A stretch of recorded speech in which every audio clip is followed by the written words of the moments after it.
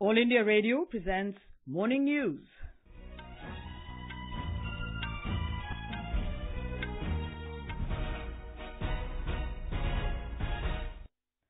Good morning, I'm Gulmala Kapoor. The headlines. Prime Minister Narendra Modi to inaugurate India's first ever Global Mobility Summit in New Delhi today. Government decides to exempt electrical vehicles and automobiles run on alternative fuel from permit requirements. India and US agree on strengthening cooperation in international fora to fight terrorism. President Ramnath Kovind calls upon the Czech Republic to partner with India in its national programs. North Korean leader Kim Jong-un says he wants denuclearization of Korean Peninsula before the end of US President Donald Trump's first term in office. And in cricket, fifth and final test between India and England to begin today in London.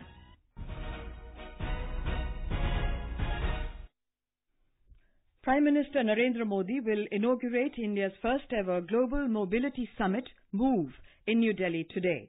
The main focus of the two-day summit, being organized by the Niti Aayog, is to make Indian cities pollution-free. The summit will deliberate on 5 themes: electrification and alternative fuels, reinventing public transport, goods transport and logistics, and data analytics and mobility. More than 2,200 participants from across the world, including leaders from government, industry, research organizations, academia, think tanks, and civil society will attend the event. Deliberations will be held on steps to promote more and more usage of electric vehicles and to bring awareness about various aspects of mobility. Addressing media persons about the summit yesterday, Niti Aayog CEO Amitabh Kant said, "The mobility conference is a huge opportunity to leapfrog as there is an inevitable global disruption through electric mobility." We need to ensure that Make in India takes place with motors, compressors, batteries, all in India. And therefore, how do we achieve manufacturing of global size and in scale? How do we push for domestic manufacturing, which can then lead to electric manufacturing for the rest of the world from India? All India Radio Delhi will broadcast live launch of the Global Mobility Summit, including the inaugural address by the Prime Minister this morning. It can be heard on Rajdhani and FM Rainbow channels from 10:15 a.m. onwards. The government has decided to exempt electrical vehicles and automobiles run on alternative fuel from permit requirements. The move is in a bid to boost such vehicles in the country to bring down pollution. This was stated by Union Minister Nitin Gadkari while addressing the annual convention of the Society of Indian Automobile Manufacturers in New Delhi yesterday. Urging automakers to focus in this direction, the minister said a demand for electric vehicles could also be created by mandating cab aggregators to induct a certain percentage of such vehicles into their fleets. India and the US have agreed to deepen cooperation in international fora like the United Nations and the Financial Action Task Force to fight against terrorism. Making a joint press statement in the presence of U.S. Secretary of State Mike Pompeo, Secretary of Defense James Mattis, and Defense Minister Nirmala Sitharaman after conclusion of the 2+2 dialogue in New Delhi yesterday, External Affairs Minister Sushma Swaraj said the two sides agreed to strengthen bilateral cooperation. She said counter-terrorism cooperation between the two sides has acquired a new qualitative edge and purpose. Mrs. Swaraj said they underscored the international community's scrutiny over the threat of terrorism emanating from Pakistan, which has affected India and the United States alike. On the issue of H-1B visa, Mrs. Swaraj sought Secretary Pompeo's support to nurture people-to-people links. मैंने secretary Pompeo से कहा है कि राष्ट्रपति Trump और प्रधानमंत्री मोदी जी के बीच में जो मित्रता है उसका लेकर भारत के लोगों को लगता है कि अमेरिका उनके हितों के खिलाफ कोई काम नहीं करेगा। मैंने कहा है उनको कि भारत के लोगों के इस विश्वास को वो बनाए रखें। In his statement, Mr. Pompeo said the U.S. will continue to cooperate with India in different areas. We also discussed a number of pressing regional and global issues, including Afghanistan and North Korea, and how our two countries can work together more closely to address each of those. We also committed to deepen our already strong counterterrorism cooperation. Defence Minister Nirmala Sitharaman said the Communications, Compatibility and Security Agreement COMCASA was signed between the two sides yesterday. The signing of COMCASA today will enable India to access advanced technologies from the US and enhance India's defence preparedness. Our joint exercises have acquired greater complexity and newer dimensions, both bilaterally and in wider formats. Secretary of Defence James Mattis said COMCASA will further deepen military-to-military partnership between India and the United States. The landmark agreement deepens our military-to-military cooperation and our ability to share the most advanced defense technology, making us both stronger. In addition, we agreed to increase and expand our engagement with the new tri-service exercise. In a joint statement issued after the dialogue, the ministers denounced any use of terrorist proxies in the region and called on Pakistan to ensure that the territory under its control is not used to launch terrorist attacks on other countries. They called on Pakistan to bring to justice expeditiously the perpetrators of the Mumbai, Pathankot, Uri and other cross-border terrorist attacks. This is All India Radio giving you the news. For quick news updates around the clock, follow us on our Twitter handle at AIR News Alerts.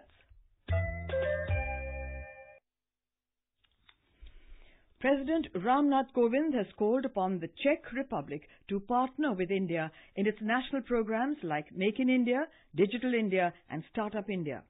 Addressing the Indian community in Prague last night, Mr. Kovind said that the Czech Republic can be India's key partner in these programs. Mr. Kovind said he will be holding discussions with President Zeman on taking forward bilateral relations, particularly economic ties between the two countries. He said there are numerous opportunities for businesses to grow both ways in trade, technology and investment. On the first day of his three-day visit to the Czech Republic, President Ram Nath Kovind also addressed a business delegation in Prague last night. He will be meeting Czech President Miloš Zeman, which will be followed by delegation-level talks and signing of MOUs and agreements. More from our correspondent. The visit of President Ram Nath Kovind to Czech Republic is taking place 22 years after the visit of former President Shankar Dayal Sharma in 1996. However, Indo-Czech relations continue to be very strong and warm. India's great leaders like Subhash Chandra Bose and Gurudev Rabindranath Tagore have been closely associated with Prague. More than 1,000 years back, merchants from Bohemia traded spice and silk with India, but during the current visit, President Kovind is expected to push forward trade and economic ties with Prague in the fields of high technology, nanoscience and manufacturing sector, among others. Rajesh Jha, AIR News, Prague, Czech Republic. Vice President M. Venkaiah Naidu will be on a three-day visit to the United States from today. He will address a special session of the Second World Hindu Congress on Sunday at Chicago on the occasion of the 125th anniversary of Swami Vivekananda's historic speech at the Parliament of World Religions in 1893. To accelerate efforts towards achieving a goal of Clean India, Prime Minister Narendra Modi initiated the Swachh Bharat mission, and results are visible in the hill state of Uttarakhand.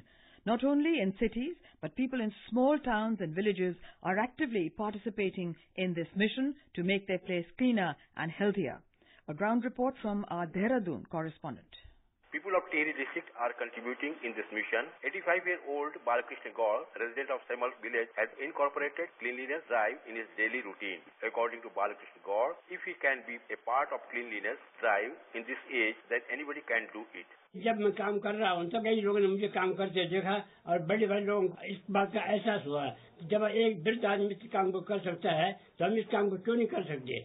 President of Mahila Mangal Dal, Sarla Devi and local youth Rishabh Nautiyar praises Balakrishna Gaur. Modi ji ने जो अभियान चलाया उससे भी हमने सबने सफाई की सीखी है. मतलब पूरे गांव में सफाई और स्वच्छ अभियान चलाया है. दादाजी सुबह उठकर झाड़ियों को साफ करते हैं और रास्तों में घास फूस को साफ कर लेते हैं. इससे हम प्रेरणा ले रहे हैं. Over 100 families are residing in Semal village. The President of India awarded the village Nirmal Puraskar for the awareness and indulgence that the villages have shown towards cleanliness and Swachh Bharat. Tehri district was also rewarded by the Prime Minister for the best performance in the constructions of toilets. Raghavesh Pandey, AIR News, Dehradun. North Korean leader Kim Jong-un has said that he wants denuclearization of the Korean Peninsula before the end of U.S. President Donald Trump's first term in office. Kim said his faith in Trump is unchanged and he wants an end to hostile relations with the United States. This was stated by South Korean President Moon Jae-in's National Security Advisor Chung Eui-young a day after his meeting with the North Korean leader. Welcoming Kim's remarks, U.S. President Donald Trump pledged to complete a deal on denuclearizing the Korean Peninsula, signaling that negotiations remain alive after weeks of an apparent deadlock. The Bundelkhand region of Uttar Pradesh is facing danger of floods after heavy rain, as also the water released from different dams.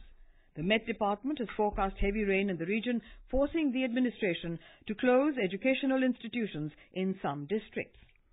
In Odisha, heavy rain crippled normal life in most parts of the state as the low pressure over the Bay of Bengal intensified into a deep depression. In view of incessant rain, the Odisha government has directed authorities to close all Anganwadi centres across the state and schools in the state capital city of Bhubaneswar today. Rains lashed the national capital yesterday evening, causing traffic jams at several places during rush hour. The weatherman has predicted more rain in the city today. In cricket, India will take on England in the fifth and final encounter of the five-match Test series at the Oval, London today. The match will start at 3:30 p.m. England is leading the five-match series 3-1. In football, Bangladesh beat Pakistan 1-0 in their second Group A match of the SAF Championship in Dhaka last night. In another encounter yesterday, Nepal defeated Bhutan 4-0 in the group stage match. Today, the Maldives will take on Sri Lanka. India will take on the Maldives on Sunday. And now for an overview of today's newspapers, it's over to Saira Mujtaba. Thank you, Gunmala. India and the U.S. taking big strides in defense ties and counter-terrorism cooperation during the 2+2 dialogue held in Delhi yesterday is extensively covered by the press. India-U.S. in crucial defense agreement is the Asian Age headline. The Statesman writes on its front page, India-U.S. ask Pakistan to stop exporting terror. With rainbow colors splashed across the front pages, newspapers highlight yesterday's momentous Supreme Court ruling striking down Section 377 as it violates right to equality. It's no longer a crime to be homosexual in India, writes Hindustan Times. The paper quotes Justice Indu Malhotra.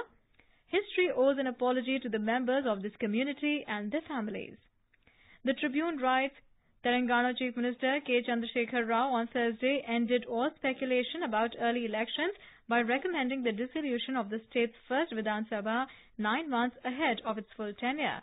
KCR will continue to run the caretaker government. The DNA writes, KCR's early poll calculus for Telangana may misfire.